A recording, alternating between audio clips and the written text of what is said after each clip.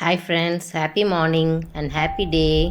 இன்றைக்கி நம்ம ஹெல்த்தியான தொகையில் தான் பார்க்க போகிறோம். இன்றைக்கி நீங்கள் பார்த்தீங்கன்னா எங்கள் வீட்லேயே புளிச்சக்கீரை நிறைய காய்ச்சிருந்தது. அது இல்லாமல் பிரண்டையும் நிறையா இருந்தது. அதனால் புளிச்சக்கீரை, பிரண்டை, பீர்க்கங்காவுடைய மேல் தோல் வச்சு தொகையில் தான் செய்ய போகிறோம். தேவையான பொருட்கள் பார்த்துடலாம். கொஞ்சம் காஞ்ச மிளகா, கொஞ்சோண்டு உளுத்தம்பருப்பு, கொஞ்சம் கடலைப்பருப்பு, கொஞ்சம் பூண்டு, கொஞ்சம் தனியா. காரத்துக்கு நம்ம காஞ்ச மிளகா உங்களுக்கு எவ்வளோ வேணுமோ போட்டுக்கோங்க, 4 5. இப்போது இந்த எல்லா பொருட்களையும் நம்ம வாண்டியில் எண்ணெயை கொஞ்சம் விட்டு நல்லா பொன்னிறமாக வதக்கிக்கலாம்.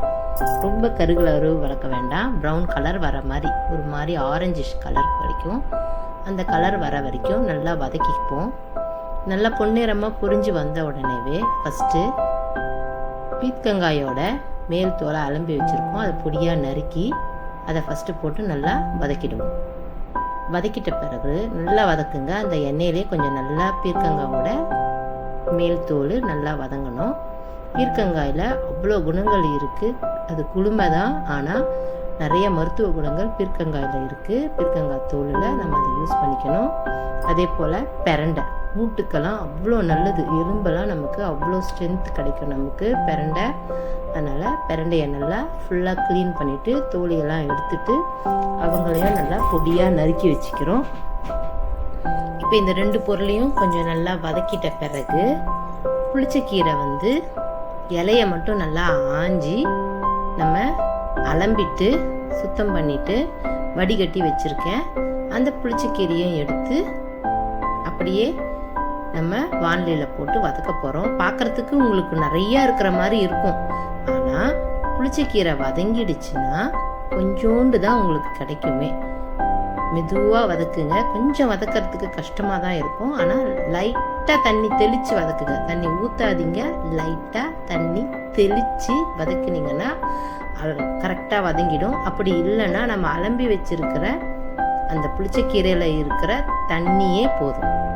நீங்கள் தண்ணி தெளிக்கணும்னு கூட கண்டிப்பாக கிடையாது. அந்த புளிச்சக்கீரையை நம்ம க்ளீன் பண்ணி அலம்பி வச்சுருக்கோம் இல்லைங்களா, அதில் இருக்கிற தண்ணியே போதும். உங்களுக்கு நல்லா அப்படியே சுருண்டு வந்துடும். இப்போ பாருங்கள், கொஞ்சம் மெதுவாக தான் நான் கலர்றேன். மெதுவாக கலருங்க.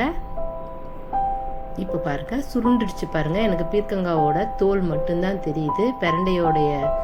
பிரண்டையும் நறுக்கினது தெரியல, புளிச்சக்கீரையும் தெரியல. எல்லாம் ஒன்று சேர வந்துடுச்சு.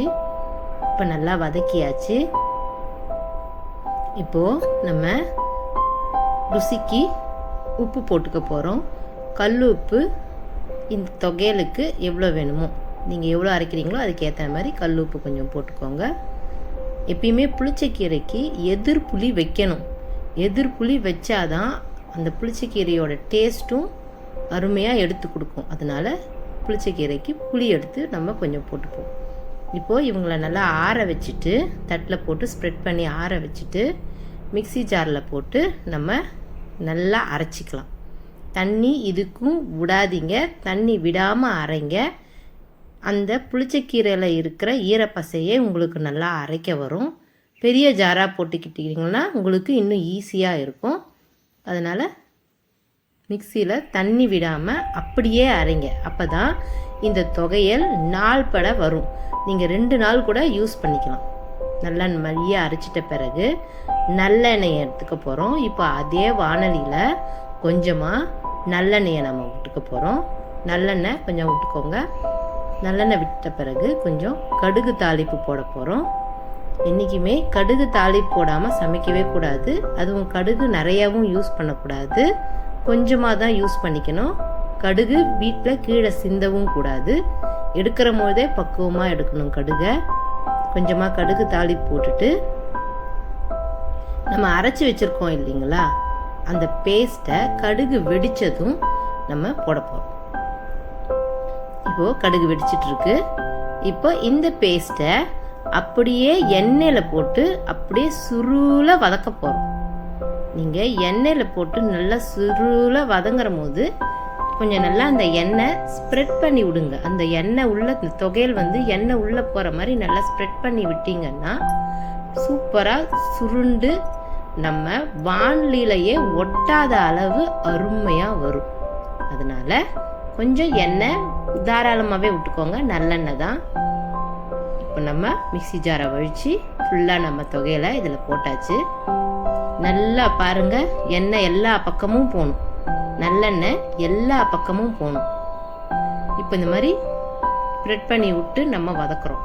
வதக்கிட்ட பிறகு கொஞ்ச நேரம் கழித்து பாருங்கள், சிம்மிலேயே வதக்குங்க, ஹை ஃப்ளேமில் வைக்காதீங்க.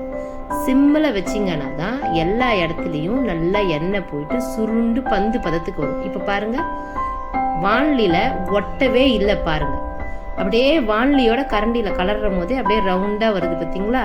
இந்த பதம் வந்துருச்சுன்னா தொகையில் நமக்கு ரெடி. பார்த்தீங்களா, ஒரு துளி கூட ஒட்டவே இல்லை பார்த்தீங்களா? வாணலியில் கரண்டிலையும் ஒட்டியிருக்காது, வாணலிலையும் ஒட்டியிருக்காது. அந்த அளவு தொகையில் நல்லா சூப்பராக எண்ணெயில் வதங்கிடுச்சு. ஸோ இந்த தொகையில் 2 நாள் ஆனாலும் உங்களுக்கு கெட்டே போகாது. நம்ம தாராளமாக யூஸ் பண்ணிக்கலாம். பூரிக்கு தொட்டு சாப்பிட்லாம், நல்லாயிருக்கும். தோசைக்கு சாப்பிட்லாம், நல்லாயிருக்கும். அதே போல் இட்லிக்கு. நான் இன்னைக்கு சாதத்துக்கு தான் நான் இந்த தொகையில் யூஸ் பண்ண போகிறேன். சுட சுட சாதத்துக்காக நான் என் பையனுக்கு இதை லஞ்ச் பாக்ஸில் தான் நான் போட்டு கொடுத்துருக்கேன்.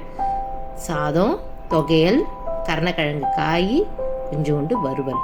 இந்த சாதத்தில் கொஞ்சோண்டு எண்ணெயை விட்டுட்டு, கடலெண்ணெயை விட்டுட்டு தொகையிலையும் போட்டு பிசைஞ்சு சாப்பிட்டு பார்த்தீங்கன்னா அவ்வளோ சூப்பராக இருக்கும். அதுலேயும் மோர் சாதத்துக்கு இந்த தொகையில் இன்னும் சூப்பராக இருக்கும்.